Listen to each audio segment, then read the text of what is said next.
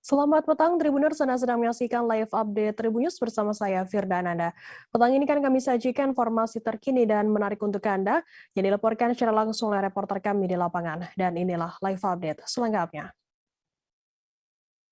Kita ke berita pertama, saudara, banyak jemaah haji Indonesia masih nekat membawa tas dan barang bawaan di luar ketentuan berlaku saat pulang ke tanah air. Akibatnya mereka terpaksa meninggalkan sejumlah oleh-oleh yang sudah dibeli untuk keluarga. Sebagaimana diketahui, jemaah haji hanya boleh membawa satu tas berisi barang seberat 32 kg dan satu tas jinjing kecil ke kabin pesawat. Namun masih banyak jemaah yang hendak masuk pesawat membawa banyak barang bawaan. Mereka terpaksa meninggalkan barang bawaan mereka. Informasi lebih lengkapnya terkait hal ini akan disampaikan oleh rekan jurnalis kami dari tribunnews.com. Ada Aji Bramastra yang akan melaporkannya. Silakan rekan Aji. Baik, Firda, terima kasih melaporkan dari Jeddah, Arab Saudi. Saat ini ibadah haji sudah memasuki fase kepulangan. Ini adalah hari ini adalah hari keempat jadwal pemulangan jamaah haji Indonesia kembali ke tanah air. Namun proses kepulangan jemaah haji ke tanah air ini tidak semulus seperti saat mereka berangkat ke tanah suci. Artinya mereka saat di bandara ini banyak dan hampir semua jemaah haji ini mengalami pembongkaran tas karena mereka masih tidak mengindahkan aturan berlaku yang sudah disosialisasikan jauh hari sebelum mereka pulang ke tanah air. Nah, aturan itu adalah jemaah haji yang masuk pesawat itu hanya diperbolehkan membawa satu tas koper berisi seberat 32 kg dan satu tas jinjing plus tas paspor. Nah, tas jinjing ini juga ada ketentuannya, yakni hanya boleh seberat 7 kg saja. Tapi yang terjadi ketika mereka jemaah haji ini pulang ke tanah air, sebagaimana kita ketahui, ini kan hampir semua jemaah haji ini membawa oleh-oleh dari tanah suci, oleh-oleh untuk sanak keluarga, untuk teman dan sebagainya begitu. Nah, yang tidak diperhatikan oleh jemaah haji Indonesia adalah oleh-oleh ini dibawa dengan banyak tas. Nah, tentu saja ini terlarang atau tidak diperbolehkan untuk masuk ke kabin pesawat dengan banyak tas ini karena aturan yang berlaku mereka hanya boleh membawa satu tas seberat 32 kg dan satu tas jinjing saja. Nah, akibatnya banyak jemaah haji yang tertahan sebelum masuk pesawat karena mereka harus memilih meninggalkan oleh-oleh itu atau mengemas oleh-oleh itu ke dalam tas yang diperbolehkan. Nah, akibatnya di bandara ini hampir semua jemaah haji ini membongkar barang bawaan mereka. Tidak sedikit jemaah haji yang terpaksa akhirnya tidak bisa membawa pulang oleh-oleh itu dan membuang begitu saja oleh-oleh di pavilion Bandara King Abdul Aziz Jeddah.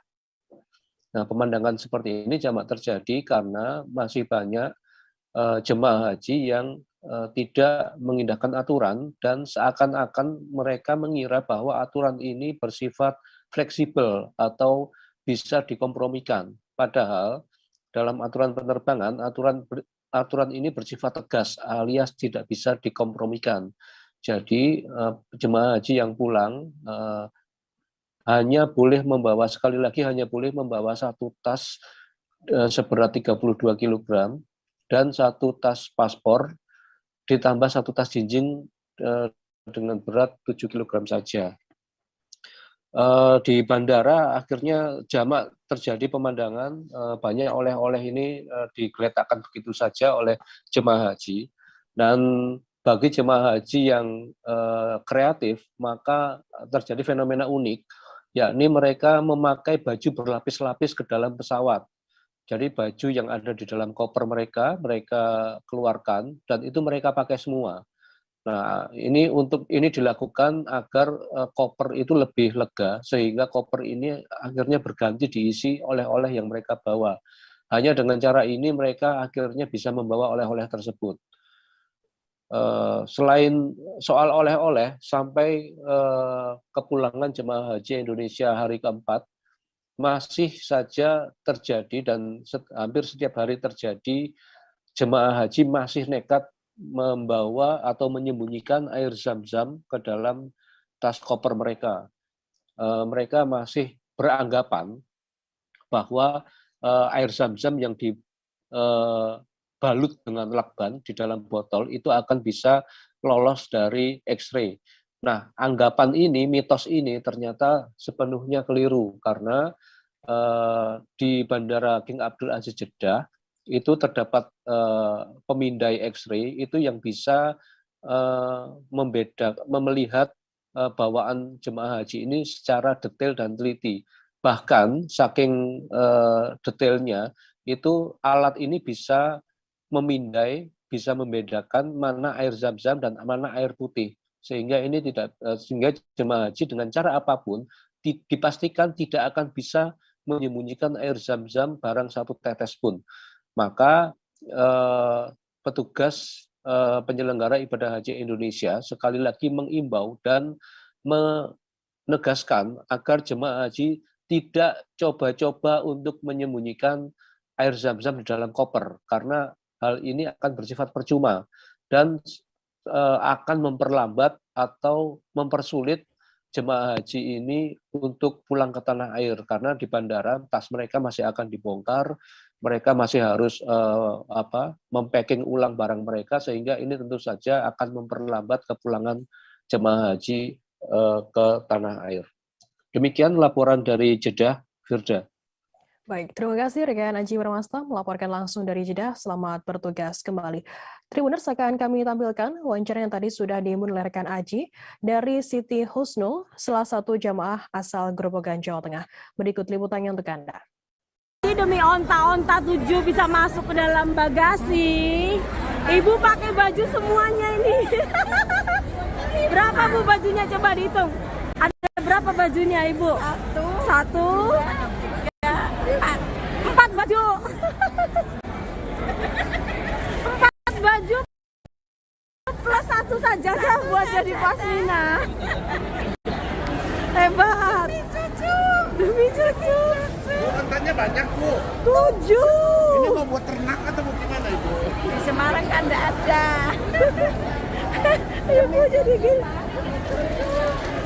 Alhamdulillah.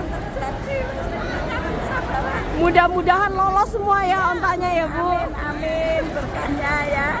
Terima kasih Mbak-mbak petugas Indonesia.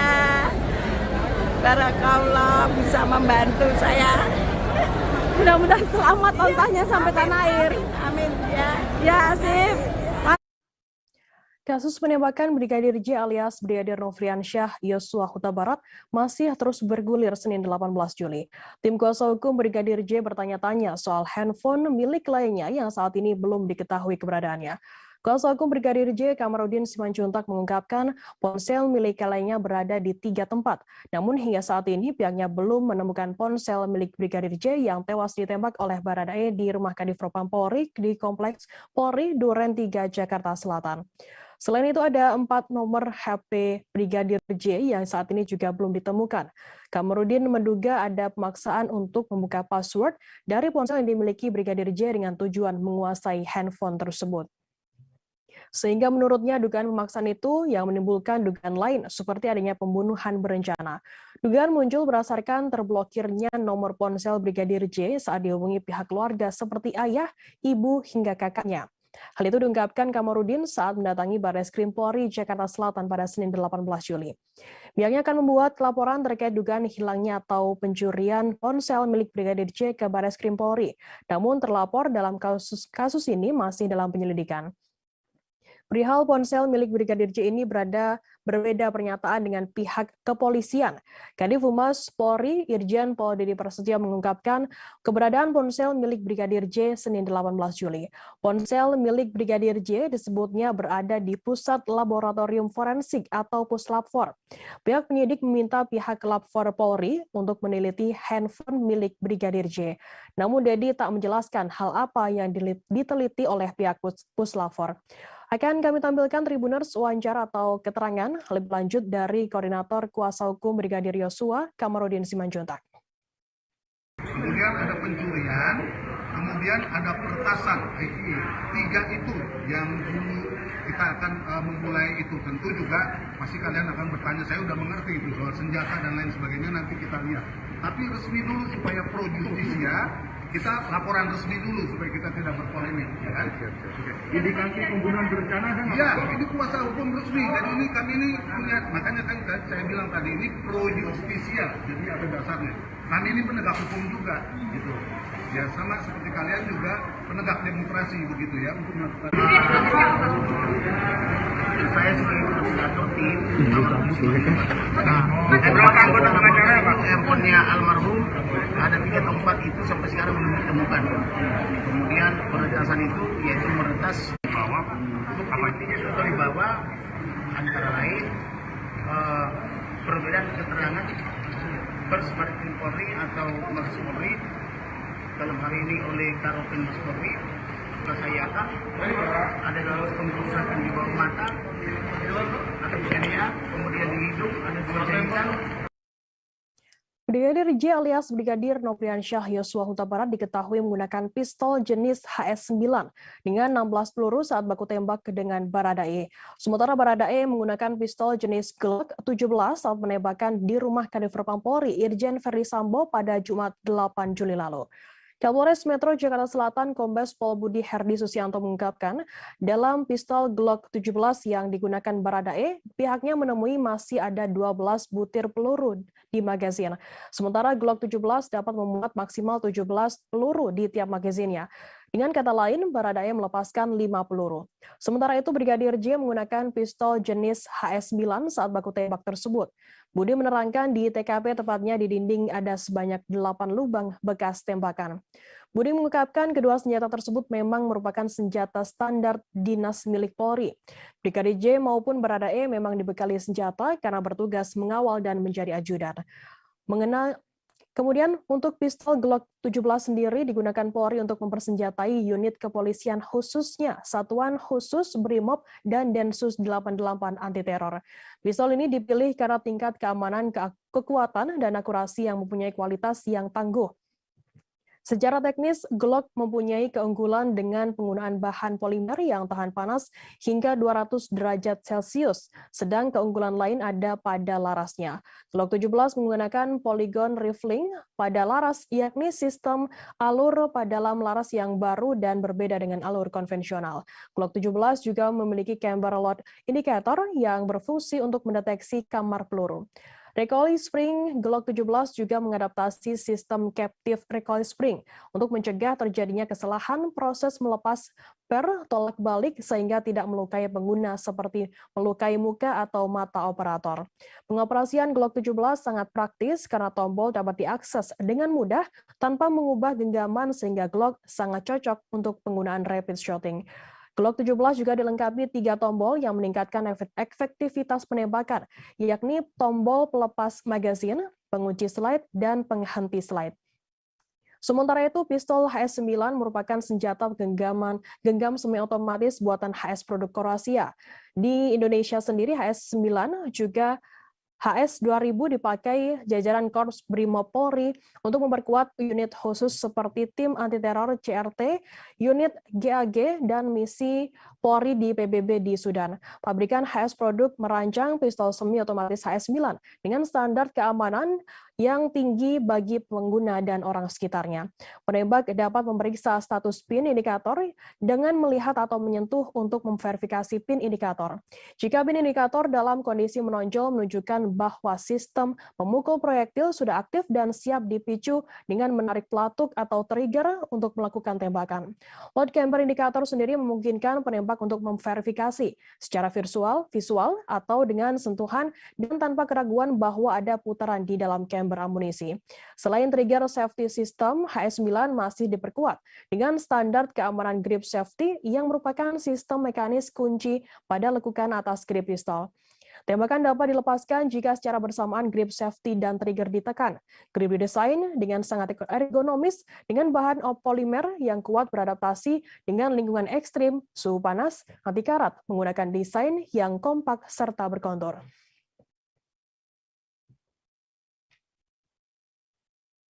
Kita beralih ke informasi lainnya, Saudara. Tim kuasa hukum Brigadir J atau Brigadir Nopriansyah Yosua Huta Barat mendatangi Barreskrim Polri untuk membuat laporan terkait kematian kliennya Senin 18 Juli. Kamarudin Simanjuntak, kuasa hukum Brigadir J, membongkar sejumlah titik luka sayat yang terlihat di tubuh jenazah Brigadir J. Ada banyak luka sayat di tubuh yang menimbulkan pertanyaan besar di benak keluarga Brigadir J.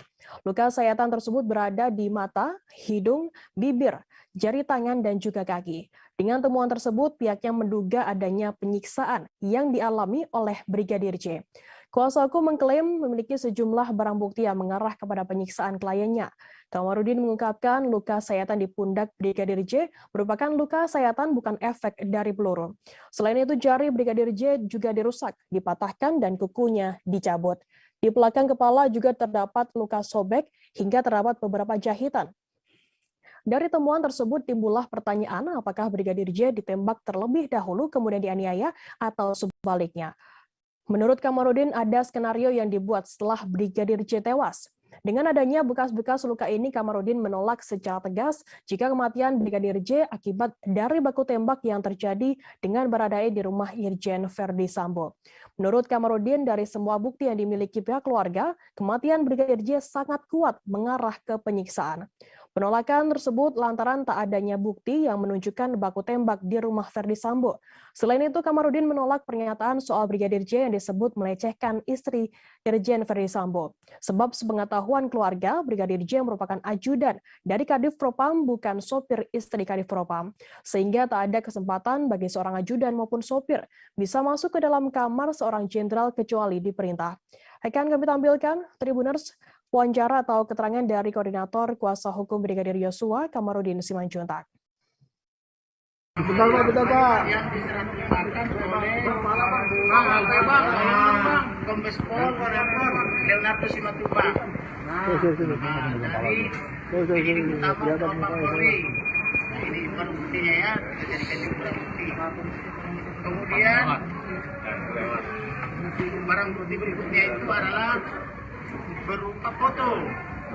Jadi foto ini ketika polisi lengah dengan alasan mau menambah formalin, maka tiba-tiba para wanita saksi-saksi yang pemberani mereka langsung buru-buru membuka bajunya, kemudian memfoto dan memvideokan. Ditemukanlah ada beberapa sayatan, kemudian ada beberapa luka tembak, kemudian ada beberapa luka komar, kemudian ada pergeseran rahang, kemudian ada luka di bahu, ada luka sayatan di kaki, ada luka di telinga, kemudian ada luka sayatan di belakang, kemudian ada luka di jari-jari, kemudian ada membiru di perut kanan kiri atau di dapat di tulang rusuk dan sebagainya, kemudian ada luka menganga di sini di bahu kan gitu ya. Selanjutnya ada juga ditemukan luka peluru. Kemudian ada lagi ditemukan Sejumlah kejanggalan atas kasus tewasnya Brigadir J atau Brigadir Nopriansyah Yosua Huta Barat membuat kuasa hukum keluarga membuat laporan ke Barreskrim Polri pada Senin 18 Juli. Tim kuasa hukum melaporkan 3 kasus terkait kematian Brigadir J. Kedatangan tim kuasa hukum ini mewakili keluarga untuk melaporkan tindak pidana dugaan pencurian, pembunuhan hingga peretasan. Terkait laporan pencurian, kuasa hukum keluarga Brigadir J, Kamarudin Simanjuntak menjelaskan, hingga saat ini handphone milik Brigadir J belum ditemukan. Handphone milik Brigadir J yang ada di 3 tempat tersebut belum ditemukan. Selain hilangnya ponsel milik Brigadir J, handphone milik orang tua, kakak dan adik almarhum diretas atau disadap. Tanya soal dugaan pencurian dan peretasan, Kamarudin mengungkapkan adanya kejanggalan soal luka sayat yang ditemukan di tubuh Brigadir J. Luka sayat tersebut berada di bawah mata, hidung, bibir, jari tangan, dan kaki. Dengan temuan tersebut, pihaknya menduga adanya penyiksaan yang dialami oleh Brigadir J. Kuasa hukum mengklaim punya sejumlah barang bukti yang mengarah kepada penyiksaan kliennya. Kamarudin mengungkapkan luka sayat di pundak Brigadir J merupakan luka sayat bukan efek dari peluru. Selain itu, jari Brigadir J juga dirusak, dipatahkan, dan ada kuku yang juga dicabut. Di belakang kepala juga terdapat luka sobek hingga terdapat beberapa jahitan. Dari temuan tersebut timbullah pertanyaan mengenai perencanaan pembunuhan. Apakah Brigadir J ditembak terlebih dahulu kemudian dianiaya atau sebaliknya? Untuk itu, laporan resmi ini disampaikan kuasa hukum keluarga Brigadir J sehingga pengungkapan kasus tewasnya Brigadir J memiliki dasar yang kuat. Kamarudin mengungkapkan pelaporan tersebut berdasarkan pasal 340 KUHP, jangto pembunuhan sebagaimana dimaksud dalam pasal 338 KUHP, jangto penganiayaan yang mengakibatkan matinya orang lain, jangto pasal 351 KUHP. Sementara untuk dugaan pencurian atau penggelapan handphone sebagaimana dimaksud dalam pasal 362 KUHP, jangto pasal 372, 374 KUHP. Kemudian tindak pidana peretasan atau melakukan penyadapan, yakni tindak pidana telekomunikasi.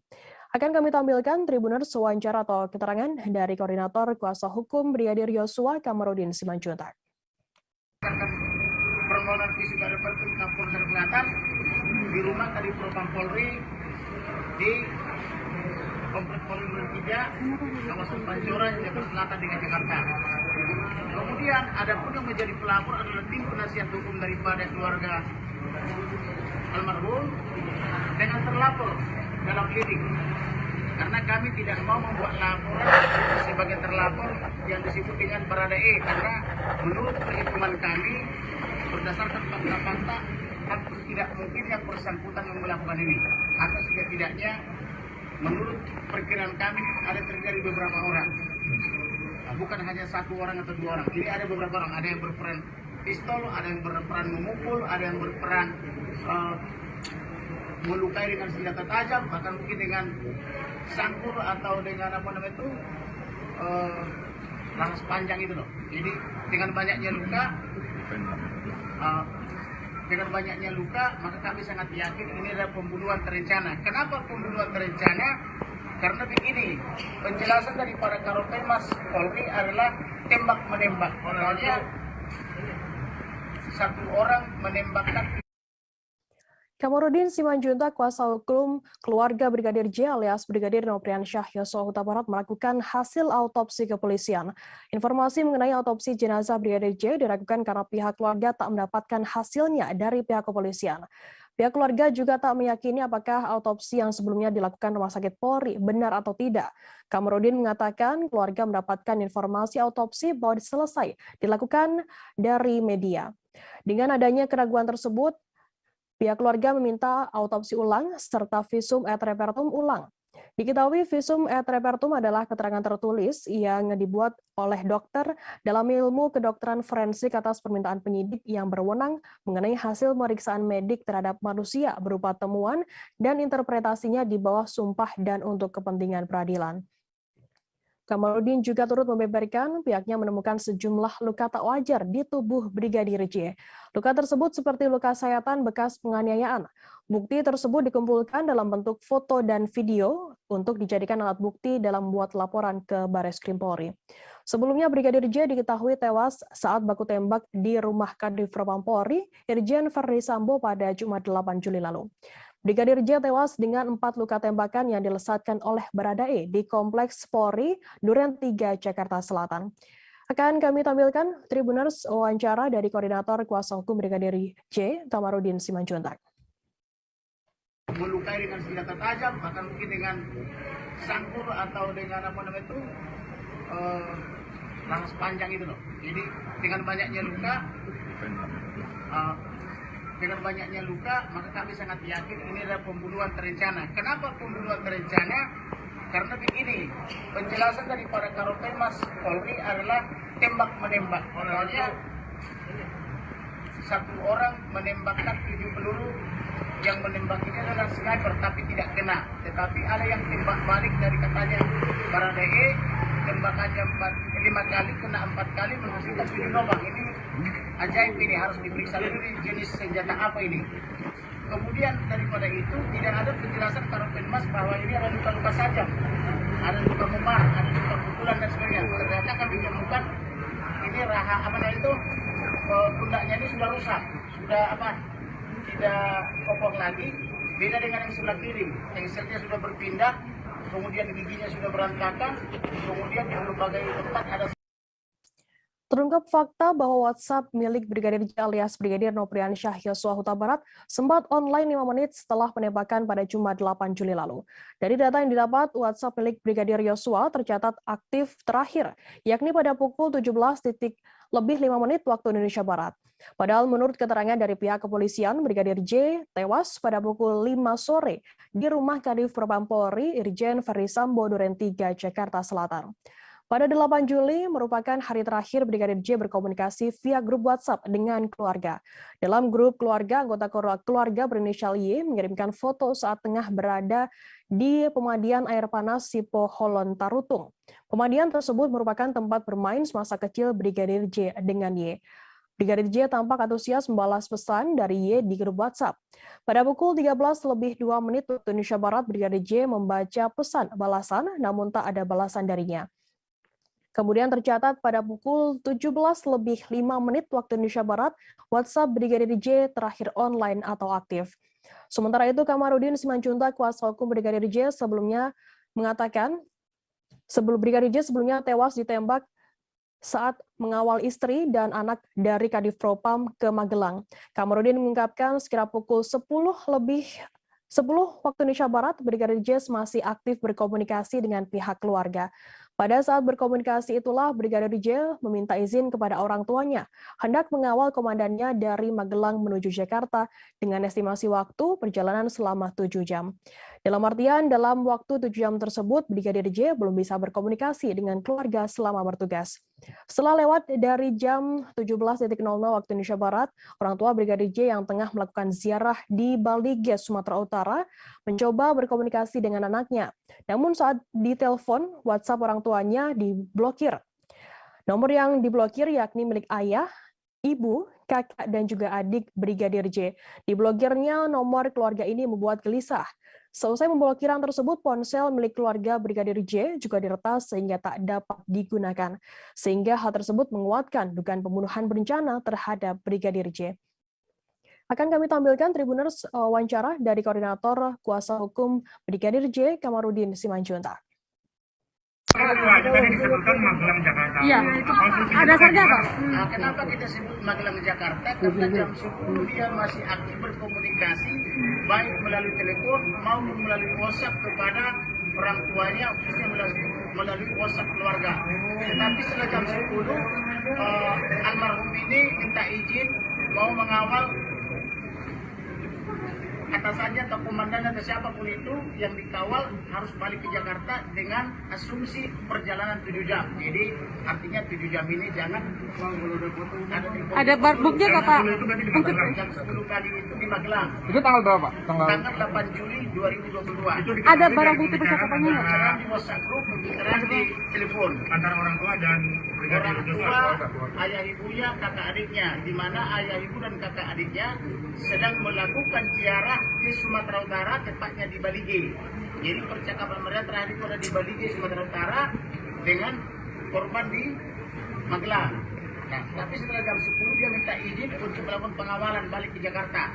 Jadi perkiraan perjalanan 7 jam. Jadi tidak etis misalnya seorang ajudan mengawal pimpinan masih.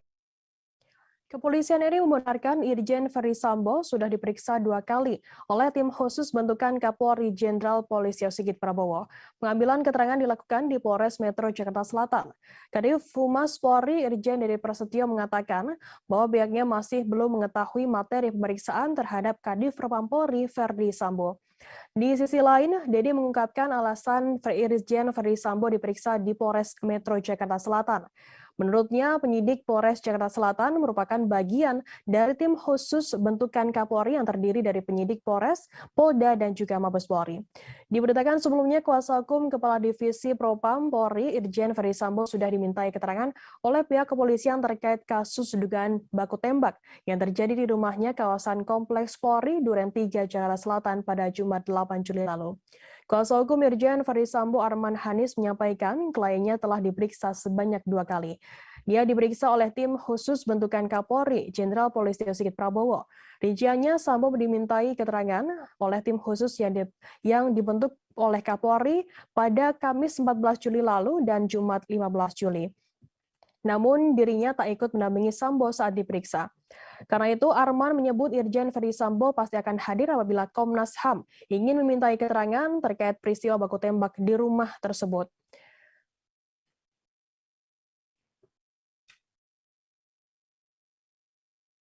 Kita beralih ke informasi lainnya, Saudara. MSAT atau Mas Beci, 40 tahun, anak Kiai Jombang kini menjalani sidang di ruang sidang Cakra Kantor PN Surabaya pada Senin 18 Juli.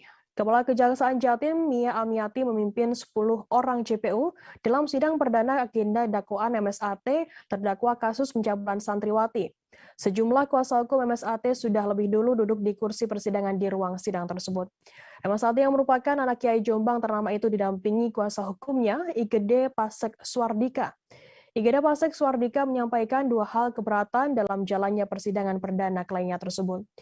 Igede mengatakan, pertama, pihaknya keberatan dengan pelaksanaan sidang yang masih dilakukan secara daring atau online dengan layar monitor yang menghubungkan terdakwa dari rutan kelas 1 Surabaya di Medaeng, Sidoarjo. Selain karena pihaknya bersama 10 orang anggota tim kuasa hukum kesulitan berkoordinasi dengan terdakwa, pelaksanaan sidang secara daring membuat proses transparansi jalannya proses peradilan atas kasus tersebut sulit dipastikan oleh banyak orang. Apalagi sejak awal mencuatnya kasus tersebut, keadilan terhadap semua pihak yang merasa dirugikan menjadi tujuan dari terselenggaranya persidangan. Kemudian keberatan pada aspek kedua, Igede Pasek Suardika menambahkan pihaknya sampai saat ini belum memperoleh berita acara pemeriksaan atau BAP atas kasus yang menjerat kliennya. Pihaknya ingin mencocokkan sejumlah poin dalam dakwaan yang dibacakan dalam proses sidang perdana tersebut dengan data hasil BAP atas kliennya yang berstatus sebagai tersangka. Nyatanya, sepanjang bergulirnya sidang perdana, agenda dakwaan yang berlangsung kurun sejam tersebut, pihak JPU belum memberikannya. Menanggapi situasi tersebut, Igede Pasek mengaku pihaknya sudah menjalankan instruksi dari majelis hakim sebagai pihak penengah untuk menyampaikan permohonan atas BAP tersebut secara tertulis melalui surat. Sidang pertama tersebut beragendakan pembacaan dakwaan sebagaimana diatur dan diancam pidana dalam pasal 285 KUHP, jangto pasal 65 KUHP. Namun pelaksanaan sidang tersebut diagendakan secara tertutup. Akan kami tampilkan, Tribuners, wawancara dari kuasa hukum MSAT, Rio Ramabaskara. Apakah peristiwa yang didakwakan itu fakta atau peristiwa yang didakwakan itu fiktif? Kan bisa diuji nanti kan. Beli, kenapa sumir beli? Alasannya sumir apa beli? Ya, sumir lah, berita di media kan disebutkan ada belasan orang santri, ada 5 orang santri. Nah, faktanya? Macam-macam. Faktanya ternyata 1 orang dan usia udah 20 tahun waktu kejadian dan hari ini udah 25 tahun. Hanya 1 orang. Yang menjadi masalah di kaget juga ternyata yang menjadi masalah di eksepsi tadi media dengan apa yang ada di dalam dakwaan beda sekali. Itu pertama, beda sekali. Jadi di dalam dakwaan hanya ada 1 peristiwa, 2 peristiwa 1 orang yang didakwakan, tetapi perdebatan yang panjang tadi adalah 2 hal. Artinya, perdebatan pertama soal kenapa online tanpa pemberitahuan pada kami. Kami berharap terdakwa, saksi semua dihadirkan. Itu tertutup. Kita aja berkerumun begini nggak apa-apa. Kenapa mencari keadilan tidak berani? Jadi akhirnya majelis hakim menengahi, masing-masing mengajukan surat dengan argumentasinya. Saya sidang di Jakarta, nggak hadir itu, nggak ada masalah. Emangnya Jakarta sama Surabaya beda? Bang Abang tadi mengatakan kalau satu. Yang kedua, kami sampai hari ini tidak terima BAP-nya. BAP pemeriksaan itu belum kami terima. Kami juga ajukan itu. Ngapain sulit banget hal-hal seperti itu, kan hal dasar dalam KUHP. Jadi mari kita sama-sama mencari keadilan. Hakim, advokat maupun jaksa sama-sama mencari keadilan, kebenaran material. Jadi buka aja semuanya. Apakah peristiwa yang didakwakan itu fakta? Kakek berusia 62 tahun di Tuban, Jawa Timur bernama Salmo dilaporkan ke polisi setelah mengunggah curahan hatinya di media sosial menuai sorotan warganet. Salmo dilaporkan ke polisi oleh Kepala Desa Gowo Terus bernama Puji. Pria yang biasa disapa Mbah Salmo ini mengatakan persoalan tersebut bermula dari unggahannya di media sosial Facebook, yakni di grup Jaringan Informasi Tuban atau JITO. Mbah Salmo lewat media sosial mengkritik pemerintah soal bantuan sosial. Dalam unggahan tersebut, ia juga menyertakan foto KTP istrinya. Ia sendiri mengatakan bukan tanpa alasan menulis kalimat tersebut. Mbah Salmo dan keluarganya selama ini mengaku tidak pernah mendapatkan bantuan sosial dari pemerintah. Padahal ia mengaku jika kondisi pandemi COVID-19 sangat memukul perekonomiannya yang hanya membuka sebuah warung kopi. Mbah Salmo juga menerangkan masih ada warga kurang mampu di desanya yang tidak mendapatkan bantuan. Tetapi anehnya warga yang mampu justru mendapatkan bantuan. Setelah dilaporkan ke polisi oleh Kepala Desa, Mbah Salmo menyebut dirinya sudah diperiksa. Polisi lalu menyarankan Mbah Salmo meminta maaf terkait unggahannya yang juga mendapatkan beragam komentar dari warganet. Sementara itu menanggapi pelaporan terhadap Mbah Salmo, Kepala Desa Gowo Terus, Kecamatan Montong, Tuban, Puji buka suara. Puji menuturkan dirinya melaporkan Mbah Salmo karena unggahan tersebut dianggap menghina. Mbah Salmo juga dianggap mencemarkan nama baik perangkat desa. Puji mengklaim nama penerima bantuan sosial merupakan kewenangan pemerintah pusat, walaupun pihak pemerintah desa pernah mengusulkan nama Mbah Salmo agar mendapatkan bantuan. Terlebih, saat ini jumlah bantuan sosial juga terbatas. Puji mengaku hanya ingin adanya efek jera dengan melaporkan Mbah Salmo ke pihak kepolisian, sehingga tidak ada warga lain yang juga meniru tindakan dari Mbah Salmo.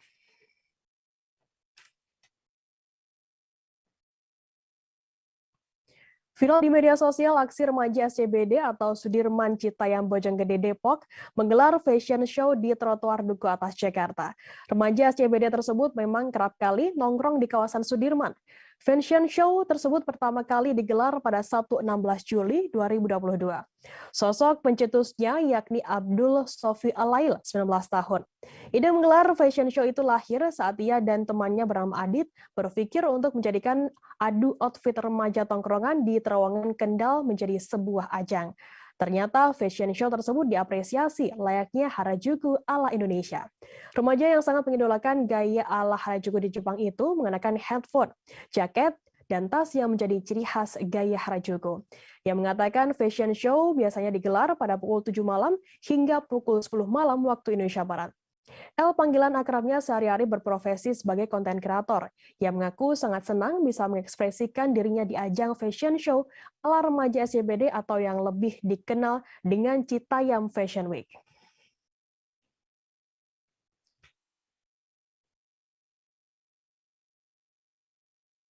Tribuners, informasi tadi sekaligus menutup perjumpaan kita dalam live update hari ini. Jangan lupa saksikan terus live update di seluruh kanal YouTube dan Facebook Tribun Network. Saya Fernanda, mewakili bertugas pada diri. Terima kasih dan sampai jumpa.